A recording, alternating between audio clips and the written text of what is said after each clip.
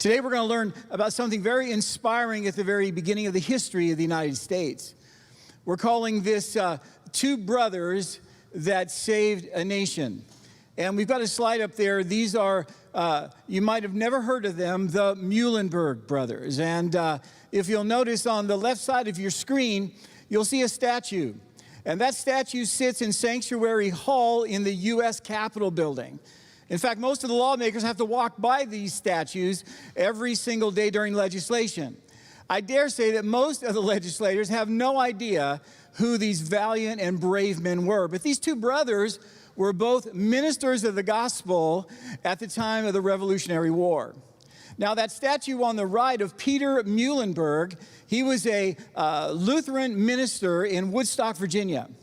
And one of the most famous pictures in the early pre-Revolutionary War era was the fact that Peter Muhlenberg, while preaching, now you got to take the moment here. It was January 21st of 1776. This was probably 7 months before the Declaration of Independence and our attempt into the Revolutionary War. We had already had conflict with the British. Remember, we were British subjects. We were British citizens. We were under the British Bill of Rights. But we had already had the conflicts at Concord and Lexington and the fires at Charleston. We had already had the moments in Williamsburg where the British Army had invaded British citizens and had looted their homes and stolen the ammunition and prevented people from worshiping in their churches.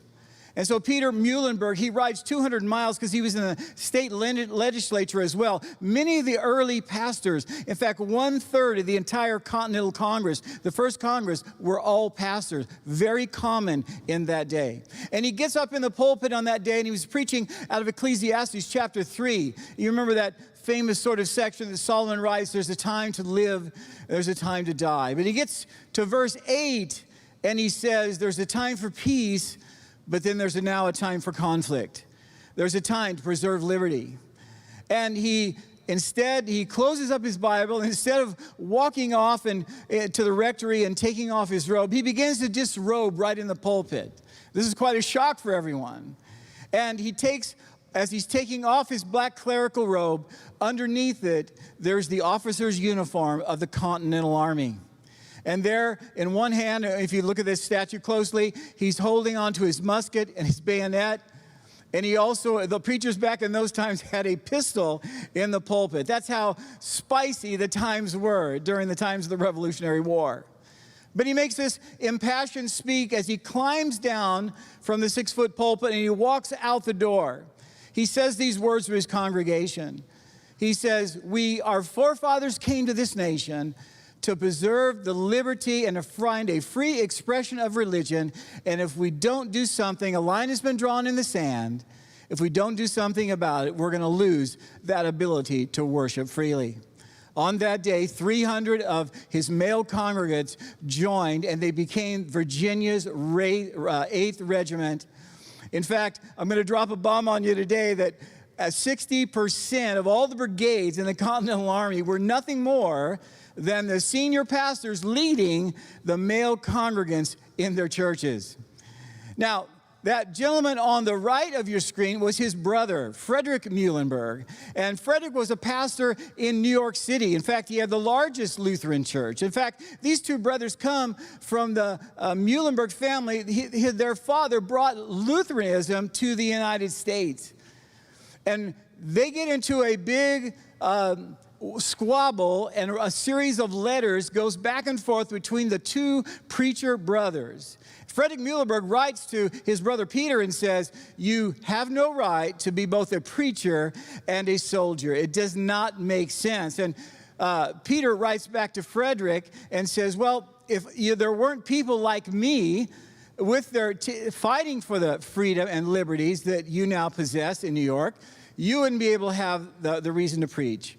And then Frederick responds, and this is probably one of the first great sort of open debate scandals within a family that became national. He writes back and says, well, we've had great luck with the British. We've never had any problems. We've been 160 years under the British Bill of Rights. They've never done anything with us here in New York. Fast forward a year later, the British enter into New York. There are 19 churches in New York. They burned the first 10 down, topple the others built by brick, and then when they get to Frederick's church, they throw him out of the church, desecrate the church, and drive him from the city. And that one day, Frederick Muhlenberg has an epiphany. He remembers the words of his brother Peter. In fact, to get Frederick all the way back to Pennsylvania, guess which harmless regiment helps Peter not only escape, but help write the first Constitution of the state of Pennsylvania? It's his brother Peter. Peter goes on to be a great military leader and serve with George Washington. He becomes one of the 17 major generals in the Revolutionary War. In fact, if you go to Valley Forge, he was one of the great strengtheners of the army during that 6-month winter that almost wipes out the Continental Army. He strengthens George Washington in a great day of desperation. In fact, if you go to Valley Forge today, the barracks are called the Muhlenberg Barracks. You'll notice that in this moment, Frederick Muhlenberg not only writes the Constitution for Pennsylvania, but he and John Adams are the constitutional architects of the first 10 amendments of the Constitution, or the Bill of Rights. You look down and you find out who signed, whose names are under the Bill of Rights. 2 people, John Adams and the Reverend Frederick Muhlenberg. In fact, Frederick Muhlenberg later becomes the first Speaker of the House. And can you see, in fact, when you see the rostrum of the speaker where, in this case, she speaks today, behind that wall, that picture that sits right behind the speaker on the other side of that wall is the picture of Frederick, that picture right there. Can you understand when the Constitution spends its first 10 words of saying that Congress shall make no law respecting the restriction of religion nor the free exercise thereof? Can you see the handmark of Frederick Muhlenberg all over that? And that handmark wouldn't have been done without the courage of his brother Peter Muhlenberg, who becomes one of the greatest pastor generals in the history of the United States.